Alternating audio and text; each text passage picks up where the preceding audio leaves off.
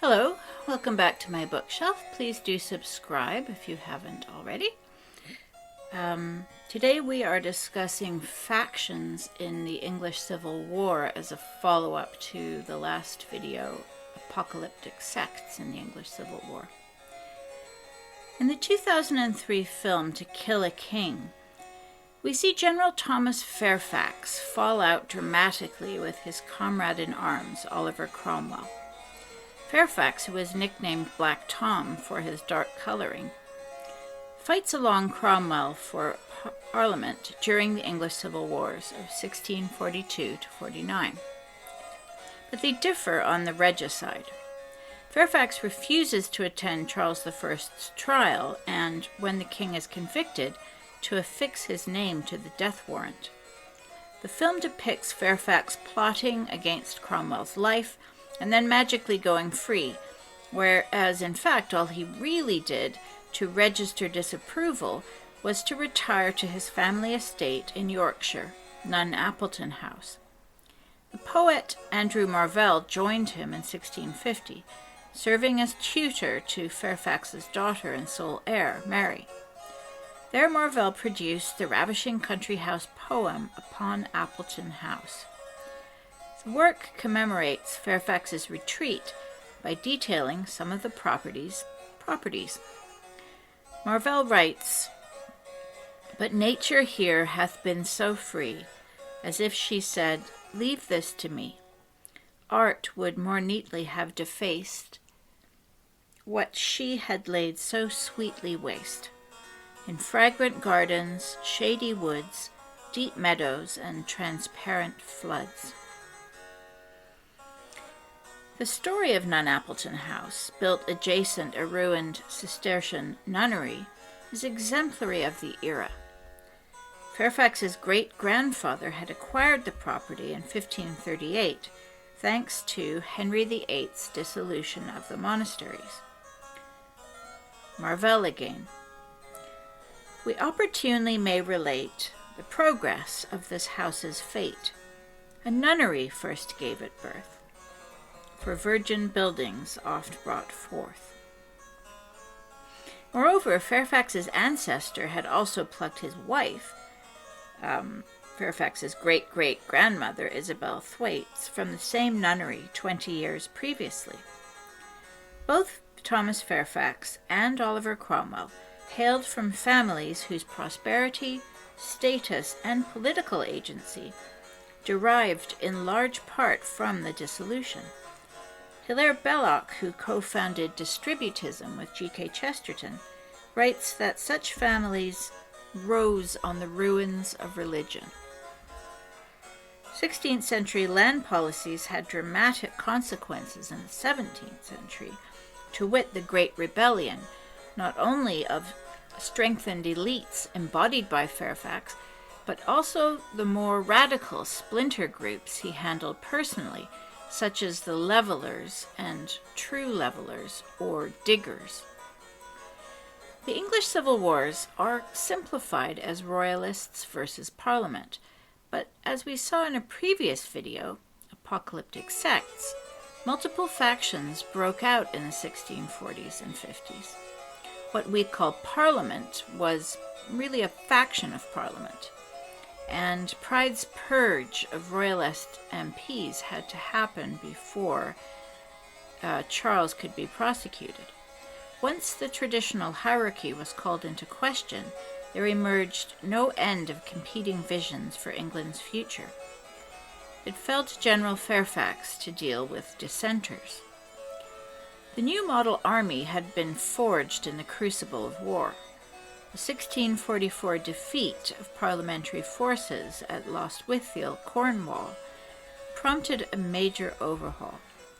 The result was the new model army. Well organized and disciplined, it was made up of zealous Puritans. The new model army's religious sensibilities prevented them from the usual carousing. Instead, they went on binges of iconoclasm, destroying church images and paraphernalia wherever they went, and harassing clergy. They also destroyed art belonging to royalists and royals, including at least one of the king's glorious Baroque paintings. Parliament put a quick stop to this because they wanted to cover war debt by hawking the murdered king's famous collection, which they did in the Commonwealth sale of 1650. Sale was hampered by the fact that many Europeans were loath to benefit from this shocking execution. The new model army was highly politicized.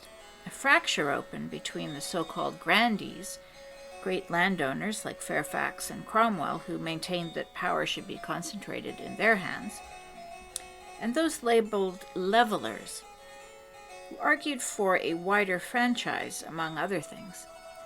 The term leveler originally denoted rebels against the enclosures. Since the 14th century, large landowners had gradually been privatizing more and more common land, typically for sheep pasture. St. Thomas More observed in Utopia, in 1516, that, quote, sheep are eating men, unquote. The enclosures were as transformative and as controversial as the dissolution, not least because many of the poor relied on common land. The crucial fact is that Charles I sided with the lower orders in imposing the enclosures. This is one reason he made so many enemies in Parliament.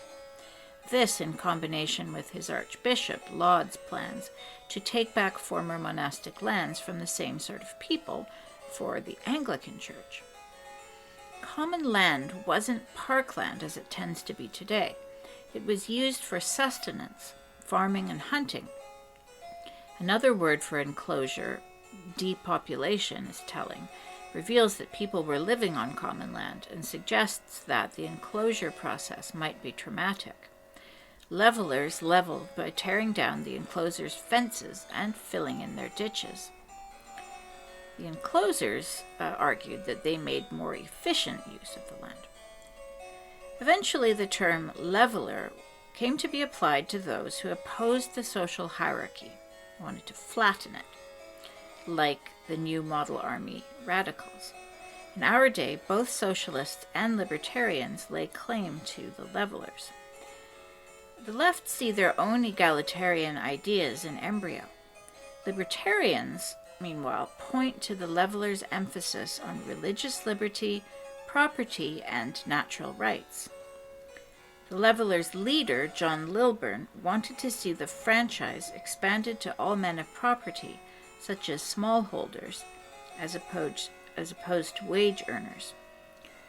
The often imprisoned Lilburne was nonetheless nicknamed Freeborn John for his frequent use of that phrase. Picking up on themes rooted in the Peasants' Revolt of 1378, Lilburne hearkened back to the Anglo-Saxon period as a golden age of freedom before the imposition of the Norman yoke in 1066. He considered Magna Carta as a clawback of power from the Normans. At this stage, Lilburne believed the English Revolution was casting off that yoke, at least potentially. In practice, it only increased oligarchical rule. Now that the monarchy was gone, who was left to intercede with the landlords for the meaner sort of folk? Lilburne also advocated equality before the law. He wanted the law simplified and summarized in a small portable book and, quote, the rest all burnt, unquote. Lilburne and the levelers pioneered the use of petitions, also relying upon vocal appeals to the crowd and pamphlets. They organized in taverns like the Rosemary Branch, Islington, named for sprigs levelers wore in their hats. They later switched to sea green ribbons. In 1647, Royalists were defeated. Charles I was imprisoned at Hampton Court. Selected representatives, called agitators, from each new model army regiment presented their ideas for England's future to General Fairfax as the case of the army truly stated. It was later retitled the Agreement of the People. This led to the famous Putney debates at St. Mary the Virgin Church, where Parliament grandees and levellers tried to hash out a new constitution for England. Fairfax was ill, so Cromwell attended in his place. At this stage, both Fairfax and Cromwell wanted to retain the monarchy. Cromwell intended to force Charles to accept a new constitution and religious settlement. Failing that, Parliament thought they might set up one of his sons as a puppet king. Other factions sought a republic or a Puritan theocracy. All of this discussion came to an end when news reached the debaters that Charles had escaped, kicking off the Second Civil War, which lasted about 2 years and culminated in the trial of the king, much to Fairfax's dismay. His wife, Anne Vere, Lady Fairfax, is said to have shouted in court that her husband had, quote, more wit than to be here, unquote. When the sergeant invoked the people of England, Anne cried, no, not the 100th part of them. Lord Fairfax also had more wit than to affix his name to Charles's death warrant. Decapitating the traditional body politic failed to simplify governance for Parliament. 1649 brought a series of leveller mutinies, and Fairfax was charged with putting them down. As an expert in leveller wrangling, he was alerted when a new group emerged calling themselves True Levellers. Led by a tailor turned cowherd named Gerard Winstanley. The True Levellers weren't soldiers. They were more concerned about land policy than anything else, hence the name. True Levellers were aspiring farmers displaced by the enclosures. Their form of protest against this policy earned them the nickname diggers. They would stake their claim by leveling common land, which had been privatized through enclosure, planting crops, and then building houses to form digger colonies. They offered food to anyone who would join in the toil. We have a right to the common land, the diggers insisted, calling large private ownership degenerate from God's intention for the children of men. Like John Lilburne, Winstanley imagined the Norman conquest as a kind of fall, fusing it with Adam's lapse. He argued for the creation of a Commonwealth Land Fund to restore common land. In lands confiscated from the church, the king and royalist supporters should go into the fund to be farmed communally. The very act of farming, coming down to earth, as he put it, would regenerate God's creation. Diggers believed that their inversion of the present order through farming common land would bring about the millennium, the ultimate meeting of heaven and earth. 17th century radical Protestants pored over the King James Bible for evidence of early church practice. The diggers' way of life was an interpretation of the following passage from the Acts of the Apostles, quote, and all that believed were together, and had all things common, and sold their possessions and goods, and parted them to all men, as every man had need. Unquote. We should remember that English Puritan thought emerged in a world denuded by the dissolution of the monasteries. Not only had the lower orders lost the immense monastic resources, including alms, education, spiritual retreat, medical care, and shelter on the road, they had also lost crucial examples of Christian community that would exemplify the principle described in Acts on a scale that works. It is noteworthy that communists continue to attack the very communal institutions, the family and Christian communities, that do promote human flourishing in favor of a form that demonstrably does not scale. But perhaps the diggers were not to know that. Gerard Winstanley's followers, men and women, were digging in Weybridge, Surrey, when a group of alarmed local landowners called in the authorities. General Fairfax arrived with his regiment. When Winstanley and another digger leader, Everard, met with Lord Fairfax, they refused to doff their hats. asserting that he was, quote, but their fellow creature, unquote. Everard held forth, likening the diggers to Israelites claiming their home in the Promised Land. He recounted a vision directing him to restore the creation by plowing it. After hearing them out, Fairfax concluded that these true levelers were harmless compared to the new model army variety, whose leaders had been put to death.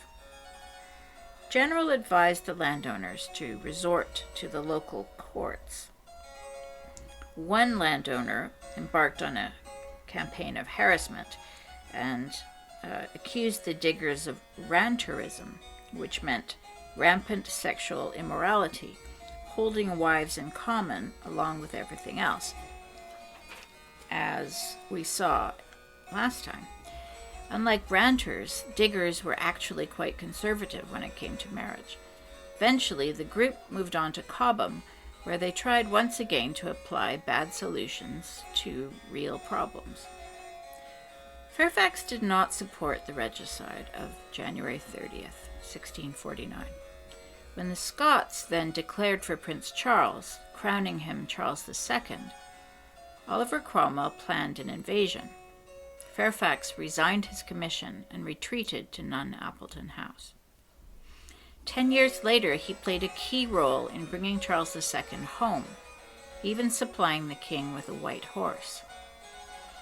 Andrew Marvell's poem upon Appleton House celebrates Fairfax's accomplishments in both war and peacekeeping. Marvell sketches the glories of the gardens there with an elaborate military conceit. The poet references levelers twice, comparing them to mowers and mowers to Israelites. Quote, the tawny mowers enter next, who seem like Israelites to be, walking on foot through a green sea. Unquote. They flatten the fields, quote, for to this naked equal flat, that levelers take pattern at. Quote. Marvell fuses man and landscape. The poet longs to be rooted in the place he deemed Paradise's only map. Bind me, ye woodbines, in your twines, curl me about, ye gadding vines, and oh so close your circles lace, that I may never leave this place. But lest your fetters prove too weak, or I your silken bondage break, do you, O brambles, chain me too, and courteous briars nail me through. Marvell hints at a paradox, a truth we have all but forgotten in modernity. We find our deepest liberty in belonging and in service. It was a fitting tribute to Black Tom Fairfax, a rare man who won the respect of every faction in the English Civil War.